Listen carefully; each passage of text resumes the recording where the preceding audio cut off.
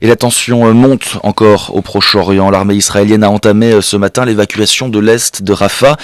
Opération que Tel Aviv décrit comme d'ampleur limitée, qui vise environ 100 000 personnes évacuées temporairement selon le porte-parole de l'armée israélienne. Depuis ce matin, les personnes concernées sont appelées à rejoindre des zones humanitaires. Une opération d'évacuation qui fait écho à l'impasse des négociations entre Israël et le Hamas après bientôt 7 mois de guerre, Valérie Ferron.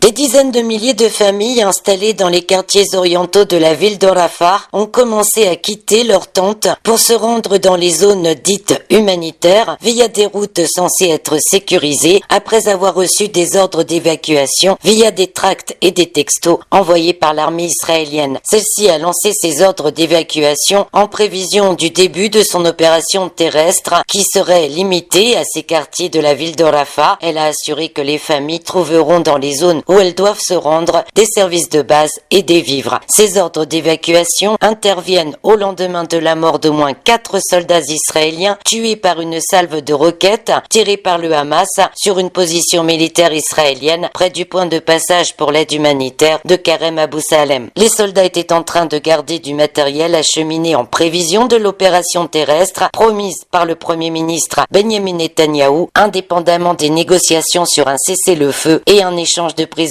Le Hamas a dénoncé les ordres d'évacuation et les préparatifs israéliens en vue d'une opération terrestre, estimant qu'il s'agissait de développements dangereux qui auraient des répercussions. En Palestine, Valérie Ferron pour Média.